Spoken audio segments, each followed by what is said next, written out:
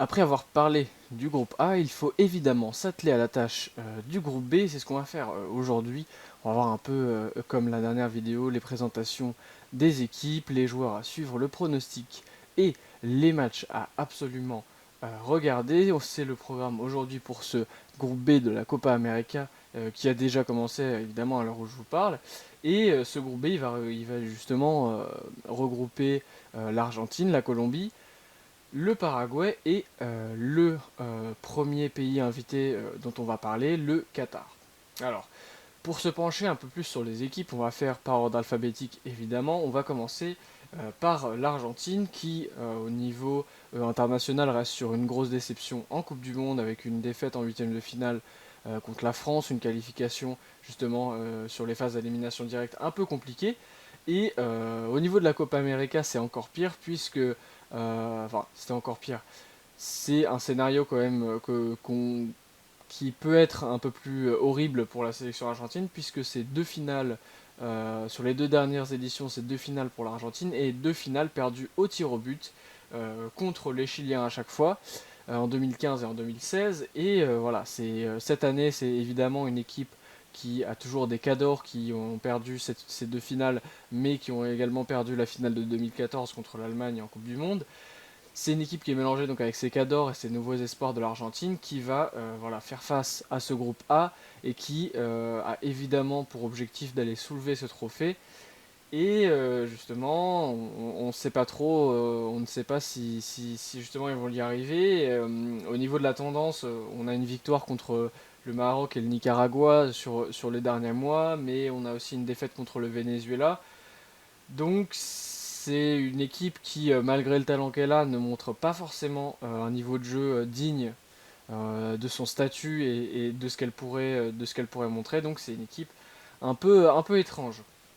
Ajouté à cela, on a la Colombie qui fait figure de deuxième favori de ce groupe A, qui sont emmenés par celui qui a mené l'Iran à la Coupe du Monde 2018, Carlos Queiroz, et voilà, qui va avoir affaire à une équipe qui va devoir former une équipe qui n'est pas beaucoup renouvelée hein, depuis la demi-finale de Copa América en 2016, qui a été éliminé, il me semble, en huitième de finale contre l'Angleterre l'année dernière, et qui peut-être, voilà, qui peut être une surprise, mais qui en même temps a, comment dire, a des attentes qui sont le dernier carré évidemment, mais qui peuvent être décevantes et qui ils peuvent se faire surprendre en phase finale et en quart de finale par des équipes un peu plus faibles.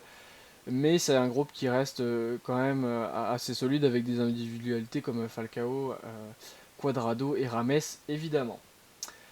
Après la Colombie vient le Paraguay, les Paraguayens qui eux sont menés par Osorio, qui ont été menés par Osorio jusqu'en mars et qui, voilà, qui a été remplacé voilà, pour la préparation à la Copa América par Eduardo Berizzo et qui, après ce remplacement, a totalisé deux défaites en quatre matchs et un nul et une victoire.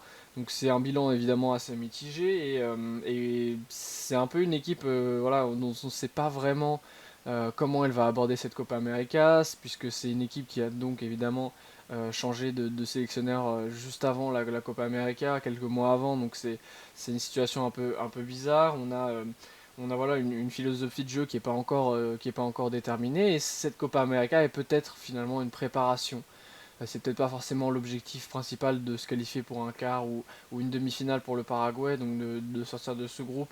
C'est plus peut-être faire figure voilà, de jauge un peu pour le sélectionneur pour construire après. Donc le Paraguay évidemment voilà, qui va devoir selon moi batailler pour euh, la troisième place et ajouter à cela on a ce premier pays invité dont on va parler aujourd'hui, c'est le Qatar. C'est voilà, un pays qui, en plus de développer son influence dans le foot à travers les chaînes de télévision, à travers les investissements un peu partout, notamment au PSG évidemment, euh, c'est un pays qui s'intéresse de plus en plus au foot et qui, par sa sélection nationale, montre aussi cet intérêt et qui se développe, qui développe sa ligue de football, sa ligue professionnelle, qui a de plus en plus de structures pour les jeunes, pour comment dire, les joueurs étrangers qui ne réussissent pas forcément dans leur championnat ou dans des championnats un peu plus huppés. Et le Qatar, voilà, basé sur des joueurs assez bons, a réussi à gagner cette Coupe d'Asie et en 2019, oui, en début 2019, il va arriver, voilà, à la Copa América en tant qu'invité pour la première fois. Ils vont disputer cette coupe et c'est vrai que si par miracle ils arrivaient à gagner cette Copa América, ils seraient champions sur deux continents, ce qui n'a jamais été fait évidemment. C'est une équipe qui va pouvoir mettre en difficulté hein, les trois autres et qui peut, à mon avis, surprendre un petit peu les observateurs. Et c'est pourquoi, justement, on va voir quels joueurs vont faire pencher la balance, quels joueurs il va falloir attendre sur ce groupe B, sur ces matchs du groupe B de début de Copa América. On va se pencher sur un joueur par équipe, un joueur par sélection. Et pour commencer, on va pas déroger à la règle, on va commencer par l'Argentine. Et celui que j'ai sélectionné pour l'Argentine, alors j'aurais pu évidemment prendre Lionel Messi, puisque c'est le facteur X, le joueur qui va évidemment porter cette sélection encore une fois cette année. Mais je pense qu'il est intéressant de se pencher sur le cas de Sergio Agüero, qui est un joueur voilà, qui a mis 21 buts en 33 matchs de Première Ligue, qui a encore une fois remporté le championnat, qui a un statut assez important en Argentine et qui est un joueur respecté de tous en Europe. Donc voilà, c'est un joueur aussi qui a vécu comme Messi voilà, les trois finales perdues, qui est de sa génération et qui, on l'a dit, a cœur de ramener un titre à l'Argentine avec l'Albi Céleste. Il a d'ailleurs dit hein, dans une interview qu'il il voulait remporter cette Copa América, non pas pour l'Argentine, mais surtout pour Léo Messi. Et on voit que c'est un joueur qui, voilà, en plus de cette affinité avec son capitaine, qui a envie de se donner pour ce pays. Et je pense que voilà, il va devoir, voilà, c'est un joueur sur lequel on va avoir des attentes. Il va devoir participer à cette animation offensive un peu enrouée depuis quelques temps et qui va devoir montrer à Lionel Messi que c'est un joueur sur lequel c'est sur lui qu'il faut compter en attaque et c'est lui qui va voilà, marquer les buts et il sera pas, ne sera pas obligé de peser sur les épaules du numéro 10 du FC Barcelone. Donc voilà, c'est un peu Sergio Agüero pour moi qu'il va falloir suivre sur cette équipe d'Argentine. Et bien sûr, il y a plein d'autres joueurs très talentueux qu'il faut évidemment surveiller. Mais je pense que vous avez tous les noms. Pour la Colombie, j'ai voulu prendre un joueur aussi un peu plus original, un peu plus tout en restant quand même dans un joueur que l'on connaît bien. Et j'ai choisi voilà, de prendre Juan Cuadrado. Alors c'est un joueur que on connaît depuis quelques années, il va avoir 31 ans il me semble, il a 31 ans il me semble, donc c'est un joueur qui est assez confirmé. Alors c'est vrai qu'il a jamais eu ce statut de superstar et que peut-être on attendait de lui. C'est vrai qu'il y a eu des rumeurs comme quoi il aurait pu être transféré au Barça et peut-être prendre voilà, comment dire, une trajectoire autre que celle qu'il a eue, mais il a eu tout de même une très belle carrière. Il est maintenant à la Juventus en tant que super sub, mais en même temps, voilà, quelqu'un qui est dans la rotation et qui est assez important, voilà, pour le club de Turin. Et c'est un joueur qui, je pense, aux côtés de Rames et de Falcao, va devoir faire beaucoup, encore une fois, à cette Copa América. Il va devoir lui aussi prendre ses responsabilités. C'est un joueur qui va pouvoir offrir à James Rodriguez comment dire, soit des espaces, soit des appels grâce à sa vitesse. Il va pouvoir évidemment dribbler comme il sait le faire, mais aussi alimenter Falcao de ballon. Et je pense que c'est un rôle qui va être super important pour la Colombie, puisque c'est un joueur qui va voilà, pouvoir faire bouger l'attaque, mais aussi mettre dans les meilleures conditions le finisseur qu'est Falcao et évidemment être à la dernière passe. Donc c'est un rôle qui va être très important pour les Colombiens et que Cuadrado va devoir tenir. On va passer maintenant on va passer aux joueurs qui seront dans les sélections du Paraguay et du Qatar. Donc c'est évidemment des joueurs que l'on connaît moins, Mais pour le cas Paraguay, c'est un joueur qui a fait quelque temps au LOSC, c'est Junior Alonso. Alors j'ai pas fait très original, j'ai pris le capitaine du Paraguay, mais si j'ai choisi ce joueur qui joue à Boca, il me semble, c'est puisque il a déjà évidemment, de par son brassard, le rôle de mettre en confiance ses coéquipiers, d'apporter une certaine sérénité et voilà, de montrer qu'il y a, voilà, il y a un chef, il y a quelqu'un qui peut tenir la baraque.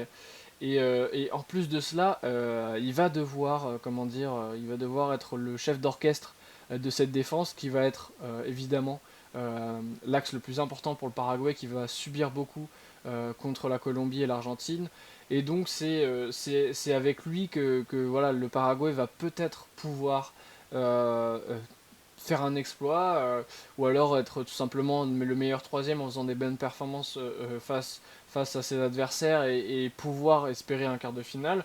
Donc c'est un joueur sur lequel voilà, le Paraguay va devoir s'appuyer et qu'il va falloir évidemment surveiller. Et on va terminer par le Qatar. Je vais essayer de faire un peu plus rapide quand même puisque la dernière vidéo est un peu longue.